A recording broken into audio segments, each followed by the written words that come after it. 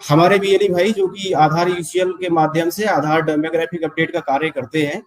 तो उनको ये जानना समझना बहुत जरूरी है कि जब आधार पे आप आधार संशोधन का कार्य कर रहे हैं तो उस दौरान किन किन जो सावधानियों का विशेषता उनको ध्यान रखना है, जिससे कि चाहे वो कस्टमर के साथ व्यवहार वाली बात हो या फिर जो आप टेक्निकल वर्क कर रहे हो, तो उस दौरान कौन कौन सी सावधानियों का विशेषता ध्यान रखना है, जिसकी वजह से आपका जो सेंटर है और जो कस्टमर्स आपके यहाँ रेजिडेंट काम कराने आ रहे हैं उनके बीच में आपका समन्वय अच्छा रहे और आप लॉन्ग लास्टिंग लंबे समय तक काम कर पाए। तो हम लोग शुरुआत करते हैं इस सेशन की, और इसमें सबसे पहले हम बात उसी चीज से करेंगे कि जो हम काम कर रहे हैं, हमारे यूसीएल पे जो बीएलई भाई काम करते हैं, तो उसमें सबसे पहले व्यवहार वाली बात आती है कि व्यवहार जो हमारा है किस तरह का होना चाहिए रेजिडेंट के साथ में। Communication and managing at the resident, जो आप लोग काम कर रहे हैं तो उस समय रेजिडेंट के साथ में कम्युनिकेशन आपका इस तरह का होना चाहिए कि किसी भी तरह का उसमें कोई भी कम्युनिकेशन एंड मैनेजिंग रेजिडेंट, जो रेजिडेंट आपके यहाँ काम कराने आ रहे हैं तो उनके साथ आप इस तरह का कम्युनिकेशन रखें कि किसी भी तरह का उसके साथ में कोई छल फरेब या झूठ सच इस तरह की चीजें नहीं आए निकल के। क्योंकि जब से आधार एक्ट 2016 में एक्ट बना, तब से जो आधार है उसमें एक्ट के अकॉर्डिंग जो सेक्शन वाइज कुछ एक नियम कानून बनाए गए हैं कि अगर किसी भी रेजिडेंट के साथ में हम लोग कुछ भी अगर मिसबिहेव या इस तरह की कुछ एक्टिविटी करते हैं तो उसके अगेंस्ट में हमारे अगेंस्ट यूआईडीआई के द्वारा कुछ एक एक्शन लिए जा सकते हैं। तो हमें जो रेजिडेंट है उसके साथ में कम्युनिकेशन और जो रेजिडेंट आया है उसके साथ में व्यवहार अच्छा रखना है। जो दिन में हम काम करते हैं तो डेली अपना जो काम है ड्यूटी है उसको प्लान करें कि किस तरह से हमें काम करना है।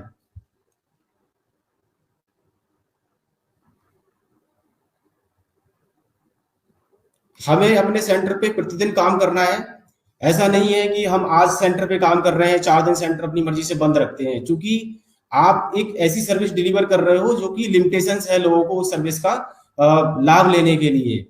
बहुत सारे, जैसे हम अगर यूपी में बात करें तो हमारे लगभग 1.5 लाख से अधिक सीएससी सेंटर्स हैं, लेकिन लिमिटेशंस है कि सारे सीएससी सेंटर जो हमारे बीएलई हैं वो इस काम को नहीं कर पाते हैं। अगर यूपी में बात करें तो यूपी में 5000 प्लस सेंटर्स का ही स्कोप है हमारे पास में कि इन्हीं सेंटर्स के माध्यम से हम यूआईडीआई के द्वारा जो ऑथराइज है वो काम करा सकते हैं।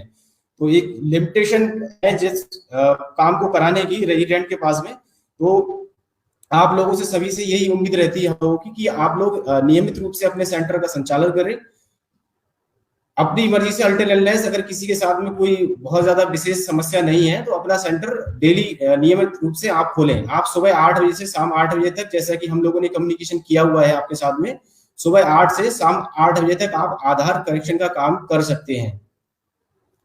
जो कुछ एक रेजिडेंट फिजिकली या फिर कुछ इस तरह से चैलेंजिंग आते हैं जिनके साथ में कुछ एक ऐसी डिजीज है, हार्ट के पेशेंट हैं, क्योंकि आप लोग सेंटर जो भी चला रहे हैं हमारे बीएलई भाई, ज्यादातर रेजिडेंट ऐसे आते हैं आपके यहाँ पे जो कि आप परिचित हैं, उनसे चिर परिचित हैं, तो आपको उनके बारे में उनके बैकग्राउंड के बारे में पता रहता है। कहीं ऐसा तो नहीं है कि उसको कोई बीमारी इस तरह की है कि अगर आप उससे किसी भी ऊंची तेज आवाज में बात करें, हार्ट के पेशेंट है, बीमारी से कोई ग्रसित अगर कोई रेजिडेंट उनके साथ में विशेषता आप अपना व्यवहार पोलाइट रखें। लेडीज है, प्रेग्नेंट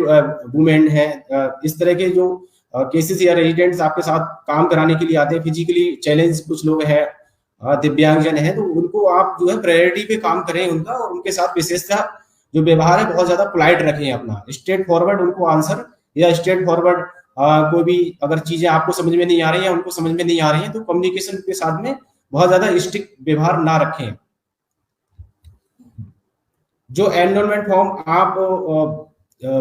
रेजिडेंट से कई बार रेजिडेंट इतने पढ़े लिखे नहीं है तो वो रेजिडेंट एनरोलमेंट फॉर्म अपने आप से नहीं भर पाते हैं, तो उनकी मदद कर सकते हैं आप रेजिडेंट का कि आप इस तरह से इस प्रकार अपना फॉर्म भर लीजिए, ना कि सीधे सीधे कि आप जैसे जाओ जहां करा के लाओ, किसी से भी करा लाओ, हमें कुछ नहीं पता है, तो आप उनकी हेल्प कर सकते हैं। रेजिडेंट को जो एनरोलमेंट फॉर्म है वो खुद से ही भरना होता है, और उसकी जानकारी जो उसे खुद से पता है तो वो खुद भरेगा उसको। इन केस अगर वो इलिटरेट है, पढ़े लिखे नहीं है, तो आप हेल्प कर सकते हैं वहां पे।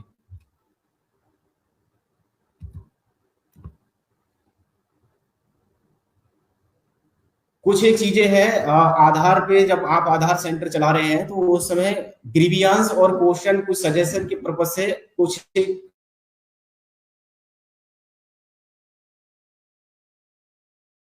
बढ़िया है कि कुछ एक मेल आईडीज हैं, तो वो मेल आईडी आप अपने सेंटर पे जरूर रखें लगा के।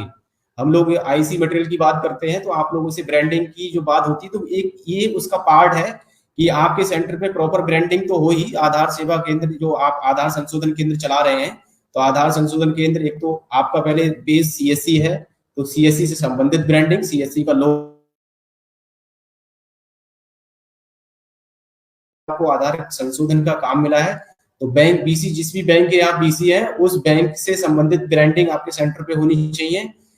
फिर बात आती है, आप चूंकि आधार संशोधन का कार्य कर रहे हैं, आधार डेमोग्राफिक अपडेट का काम कर रहे हैं, तो आधार संशोधन केंद्र आपके सेंटर पे इस तरह की ब्रांडिंग जरूर लगी हुई हो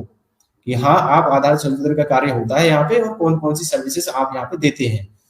आधार संशोधन के दौरान आपको कौन सी चीजें नहीं करनी चाहिए, डूज डोंट डूज, इस तरह की जो गाइडलाइंस है वो पूरी आपके सेंटर पे लगी हो, आपके सेंटर पर रेट लिस्ट लगी हुई हो। आप अपने जो कस्टमर्स आते हैं उन कस्टमर्स की एंट्री के लिए उन्होंने क्या काम किया, आपने कितना उनसे चार्जेस लिया किसी भी सर्विस का, तो वो एक रजिस्टर, कस्टमर रजिस्टर आप अपने सेंटर पे जरूर बना के रखें। रेजिडेंट जो भी आपके यहाँ काम कराने आते हैं और उनको अच्छे से समझा के भेजें कि जो आधार जनरेशन का प्रोसेस है, मैक्सिमम टाइम लिमिट जो है वो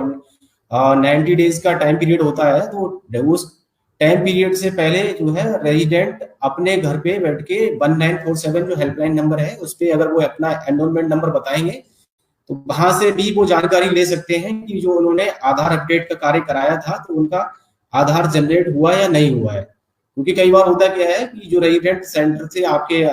संशोधन कार्य करा के जाते हैं तो वो बार बार या तो आपको कॉल करते हैं या फिर आपके सेंटर पे आके, अगर वो आपके आसपास के रहने वाले हैं तो आपके सेंटर पे पूछने आते हैं कि हमारा जो हमने काम कराया था वो अभी हुआ नहीं हुआ भैया। तो इन सब चीजों को, इस तरह के फुटफॉल को रोकने के लिए आप लोग 1947 जो रेजिडेंट जा रहे हैं उनको बता के भेजें, क्योंकि जो आप लोग रेजिडेंट को स्लिप देते हैं उसमें भी वो लिखा रहता है नीचे ये सारी चीजें, तो बता दें कि ये नंबर है, उस नंबर पे आप अपने आधार जो आपने करेक्शन कराया है, ईआईडी नंबर या कुछ बेसिक डिटेल वहां पे पूछी जाती है हेल्पलाइन नंबर पे, वो बताएंगे तो उनके आधार से संबंधित जो जानकारी है जो लेना चाह रहे हैं उनको मिल जाएगी। जब उनको आधार जनरेट हो जाएगा तो प्रिंट कराने वो आपके यहाँ पे आ सकते हैं। इस तरह का कम्युनिकेशन, फेयर कम्युनिकेशन करते हुए रेजिडेंट को अपने यहाँ से, आप सेंटर से जब भी उनका काम करते हैं तो जरूर बताकर भेजें। कुछ एक चीजें हैं जैसे कि रेजिडेंट कोई भी काम कराने आता है, मान लीजिए उसने अपना नाम अपडेट कराया, अपने उसने एड्रेस अपडेट कराया, तो जनरली लोग जो है मोबाइल नंबर या ईमेल आईडी उनको अगर जब तक जरूरत नहीं है तो वो नहीं कराते हैं। ठीक है, पीओआई पीओए वो लेके आया होगा जिस से संबंधित वो अपना वो अपडेशन कराने आया है तो वो डॉक्यूमेंट लेके आया होगा। लेकिन अगर वो मोबाइल नंबर मेल आईडी के लिए आपसे नहीं भी कह रहा है लगाने के लिए, तो आप जो रेजिडेंट है उसको सजेस्ट करिए कि मोबाइल नंबर और मेल आईडी भी अपने आधार से वो लिंक करा लें, अपने आधार में मोबाइल मेल आईडी को अपडेट करा लें, क्योंकि mobile number mail ID update कराने का कोई एडिशनल डॉक्यूमेंट भी नहीं चाहिए होता है। आप रेजिडेंट को सजेस्ट करोगे तो वो इसको एग्री करेगा और उसको इन फ्यूचर कभी जरूरत पड़ेगी तो दोबारा से करेक्शन या फिर दोबारा से अपडेट कराने की जरूरत नहीं पड़ेगी। आप लोगों को भी एडिशनल कोई ज्यादा मेहनत या एफर्ट करने की जरूरत भी नहीं है। उस समय जब आप रेजिडेंट का फॉर्म भर रहे होते हैं तो उसको सजेस्ट करें कि अपना मोबाइल नंबर जो भी उनका एक्टिव मोबाइल नंबर है प्रेजेंट टाइम में उसको वो अपडेट करा दें। साथ में रेजिडेंट जब आते हैं तो रेजिडेंट जो काम कराने आ रहा है आप उसको देखकर ही पता लग जाता है कि वो पढ़ा लिखा है। और आजकल तो हम लोग सभी लोग स्मार्टफोन यूज कर रहे हैं, रेजिडेंट भी जितने भी हैं सब स्मार्टफोन यूज कर रहे होते हैं, तो स्मार्टफोन यूज कर रहे हैं तो उसमें कहीं ना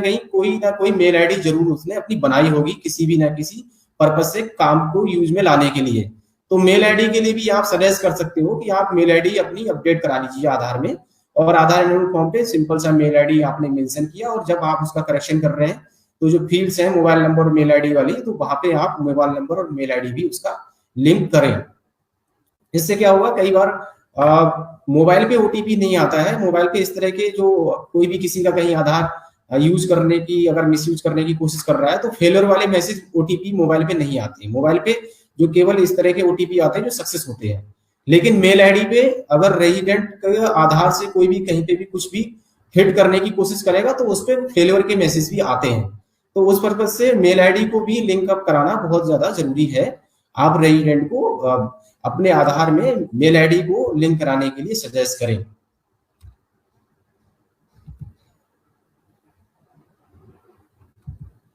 इसी प्रकार इसमें एक चीज और भी है यहाँ पे देखने वाली, जो जेंडर होते हैं, जेंडर वगैरह के लिए हम लोग कोई डॉक्यूमेंट उसमें नहीं लगता है। तो जेंडर, जब आप लोग अननेसेसरी किसी का कोई जेंडर चेंज या इस तरह की एक्टिविटी करने की कोशिश ना करें।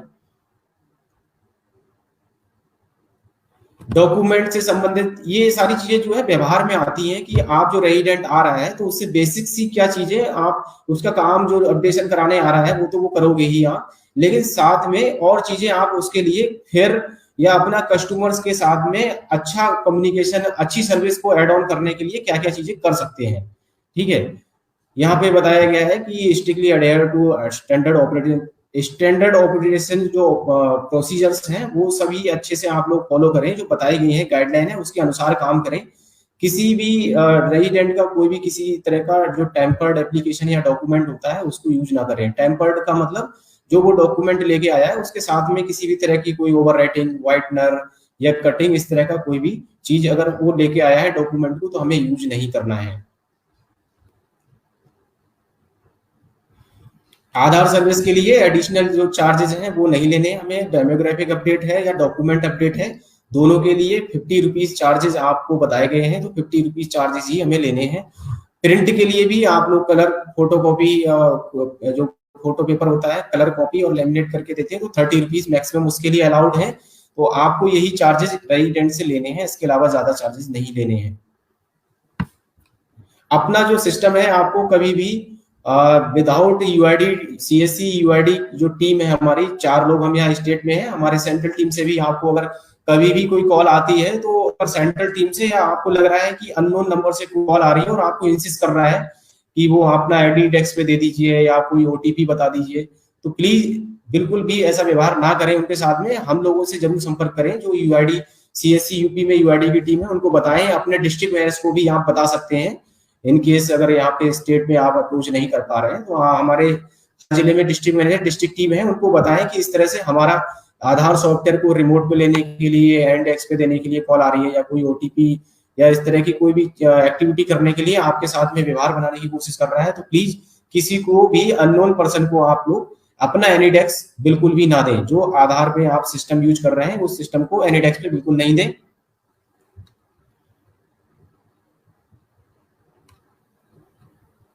अगर